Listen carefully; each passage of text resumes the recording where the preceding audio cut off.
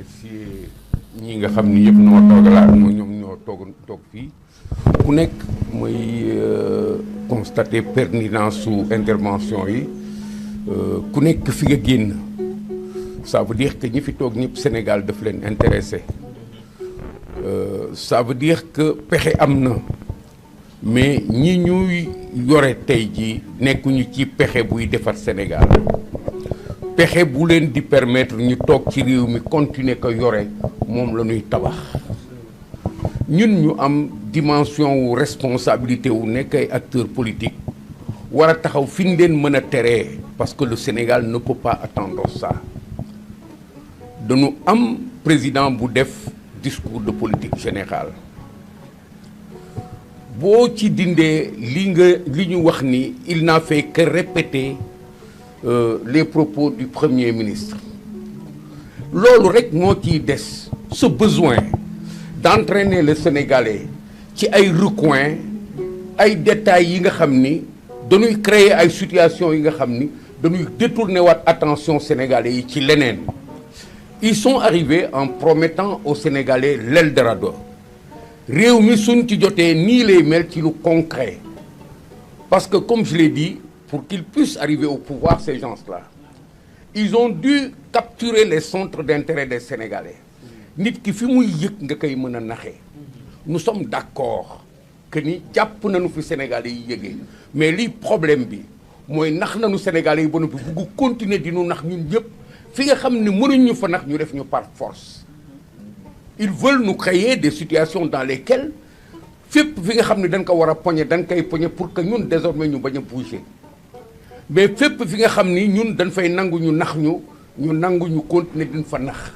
loolu rek moo nekk ci constat bi ñu mën a def ci liñ fi indi yëpp depuis qu'ils sont là or comme je le dis suñu fi nekkee ñun di ànd ak ñoom ci débat bi ñu indil nous tous les petits débats parcellaires ñu topp leen foofu nous sommes en train de les aider à la limite dañuy crétiniser suñu bopp excusez-moi du terme ci nangu débat par exemple sur comment dirais-je l'amnistie débat sur autre chose et autre chose dañ koy nangu ñun dugg ci juridisme bi nga xam ne amul njëriñ li am njëriñ mooy au constant de ce que ces gens-là ne peuvent plus avancer parce que wane nañu seen ay limites quelle est notre responsabilité fan mooy sunu taxawukaay est-ce que ñun xam nañu lan mooy opposition foofu lan nu bëgg naxee ils veulent nous mettre à nous opposer ce qui m'a fait dire dès le départ que kii ñuy tudde tey bu ngeen gisee journalistes yi fu ñu tourner Amadou Ba le chef de l'opposition c'est de la médiocrité absolue ils veulent créer cliver les choses ci situation bi nga xam ne moo leen arrangé mooy continue discours yëpp dox yëpp tëj nit ñi def leneen yëpp boo ci gis acte boo ci gis ñu teg ko pan wu quelque chose la bi nga xam ne fa lañu bëgg plier Sénégal indi fii ay comment déjà encore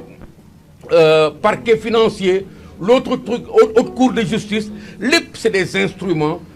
yi nga xam ne daf leen di permettre ñu instaurer chaque comportement du système qu'ils veulent mettre en place aux endroits où dañuy nax ou aux autres endroits où dañuy imposer ñun lan mooy sunu rôle ci opposition puisque quand ils étaient dans l'insurrection on les a obligés à revenir à la démocratie la République a résisté daw ak ñoom ba président Macky Sall mën a wax ni je ne suis pas candidat daw ak ñoom ba imposer leen tempo wu li ñuy wax ni comment dirais-je encore on n'accède au pouvoir que par des élections ici au Sénégal parce qu'on est en démocratie ànd ak ñoom ba respecter ñi nga xam ni sax ci ak nax dañ leen nangu dañu nangu ni ñoom ñi nangu seen projet dañu dem ba respecter droit wu électorat bi à avoir un candidat tout en sachant que ñii nekkuñu ci dëgg et on a créé des conditions d'une élection qu'ils ont gagné parce que loolu mooy victoire bi ñoom bu ñu ñëwee installé ñu fii tey ñun ñu xool ni ci démocratie la ñu continuer nekk dañu war a xam ñun su fekkee ni ñoom dañu indi projet bu valable ñun fan lañu war a mën a taxaw pour ànd ak ñoom tout en étant une opposition de proposition et de critique objective mais suñu indiwul leneen lu dul loolu dañu war a nammaat takkaat suñu ndigg et suñu indee situation bi ñu indi dañu war a gën a dëgëral xeex ak ñoom. xeex ak ñoom bi ce n'est pas porter des armes mais inventer une autre manière de nous opposer compte tenu de ce qu'ils ont apporté. li ci jëkk mooy li tax ma woo la tout à l'heure Sénégal kenn dootu fi naxati kenn. Je dis aux gens tout le temps ici, le leader providentiel, il est mort. Il est mort avec Ousmane Sonko. Lan mooy leader providentiel? Le Messie qui naan maa mën. On y reste, ils veulent nous imprimer ça. moo tax Diomaye di ko tudd tout le temps, oui, président nangam. Mais loolu c'est un jeu qui peut leur servir, mais ça ne doit pas nous tromper. fii dig dootu fi jàllati kenn ñoom amatuñu leneen ñu ngi continuer di dig ñoom rek la mën a jig pour l'instant et jigu leen parce que les Sénégalais sont en train de s'éveiller ñun lan mooy suñu part bi ñu dégloo discours de politique générale kii mu wóor j'ai dit avant-hier avec comment dirais-je encore la déclaration de politique générale hein avec comment dirais-je encore la loi des finances avec ce discours-là aujourd'hui nous sommes convaincus que dootul baax notre responsabilité c'est de faire en sorte qu'ils comprennent que ñoo bañ c'est ça un acte responsable patriotique et républicain de nous opposer nan lañ koy defee il faut qu'on se mette à travailler à qu'est-ce que nous allons dire au peuple sénégalais puisque ñoom mënuñu wax ak peuple sénégalais bi lu mu dégg malheureusement tous les états-majors politiques risquent d'être entraînés dans de la politique politicienne nekk di débat oh là là ceci cela la loi le droit c'est pas ça nous devons aller en guerre contre ce qui empêche au Sénégal de se développer il nous faut inventer désormais ce que Pastef n'a pas pu inventer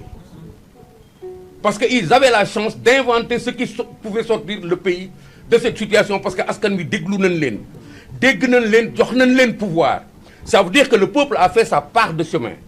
le peuple a marché ba ñu comprendre léegi effectivement moom mooy fal ci dégg ak comprendre dégg na projet mais dañ ko nax boobu nag ñun mooy sunu capital il ne faut pas que ñun ñu nax peuple bi ñëw naxaat nu forcer ñu ko mais nag la solution résidera après tout cela à ce que ñu dem ñun être les acteurs qui vont inventer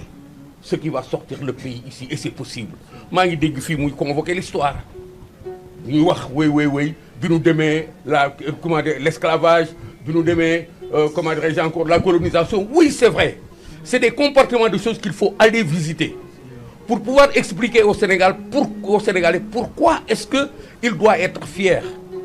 mais aussi pour lui expliquer pourquoi on ne peut pas se développer on n'a jamais pu se développer et on n'était pas destiné à nous développer donc loolu mooy manche bi nga xam ne mooy indi le discours de vérité bi ñuy wax c'est pas leur vérité mais c'est cette vérité que nous devons amener pour installer le Sénégal désormais dans une situation bi nga xam ne day am alternative mooy lan comme ni ngay waxee yow nii dégg naa la ñu mën a inventer les mécanismes de demain pour amener le peuple à prendre en charge son destin il faut lui offrir les clés de la solution c'est entre nos mains chacun de nous peut le faire mais il y a un rendez-vous qu'il ne faut pas qu'on rate il ne faut pas qu'on les suive il faut qu'on se mette à l'écart il ne faut pas qu'on copie leur modèle d'opposition il faut qu'on se mette à l'écart il faut que le discours soit principalisé mu adossé wu ci mën-mën ak xam-xam foofu lay appuyé wu pour que ñun ñu xam li des tey à partir de ce 1er janvier d'aujourd'hui le voyage que nous avons à faire c'est un voyage d'engagement patriotique de responsabilité qui doit nous amener à endosser que ni ñun ñooy développer Sénégal nous devons annoncer au peuple sénégalais l'incapacité de ces gens à développer le Sénégal et les rassurer par rapport à l'offre alternative ñu dem liggéeyi nag léegi mettre en forme benn offre alternative bi nga xam ne su ëllëgee su ko Sénégalais yi déggee dinañ nu voteel comme nin leen voteelee dinañ comprendre ñii dañ leen nax mais dinañ nu voteel comme nin leen voteelee bu ñu ñëwee bu ñu fenn bu ñu ñëwee bu ñu def comme ñoom qu'on ne trahisse pas le Sénégalais comme vous l'avez dit tout à l'heure nous avons la responsabilité aujourd'hui de nous mettre ensemble et de dire qu'au lieu que ñu topp leen ci ay haute trahison fële non la grande trahison c'est d'avoir promis tout cela au peuple sénégalais ba mu gëm la nga ndax ko ba noppi nag liggéey voyage 2050 qu'est-ce que c'est que cette histoire et on n'en parle pas dans les états-majors on va faire comme si pourquoi parce que dans le classique politicien noonu lay demee je ne suis plus d'accord avec le PSE pourtant je l'ai supporté parce que temps dafa jeex après Macky Sall on ne doit plus parler de PSE on doit parler de ce qui a empêché le président Macky Sall de continuer à gagner la confiance des Sénégalais munu ko woon son PSE était bon pour ce qu'il a réalisé mais pour le reste munu ko foofu la ñuy prof ndoll nous devons régler ces problèmes-là et à ce moment on démissionne le PSE on le félicite on lui dit range-toi là-bas pour li nga fi indi ñoom au lieu de faire ça il nous faut monter sur le PSE ñu dem 2050 est-ce que dina ma fekk déedéet gëwuma ko est-ce que dina la fekk est-ce que dina fekk Ousmane Sonko est-ce que dina fekk xale yi dugg ci géej gi di dem est-ce que dina fi fekk tous ces gens qui ont des problèmes est-ce que dina fekk les enfants qui viennent de naître ce n'est pas certain moi j'invite tout le monde à ce qu'on s'arrête et qu'on fasse de sorte que askan yu mën leen wax li nga xam ne su ëllëgee du doon ay fen comme ñoom yi ñu fi indi jaa ngeen jëf merci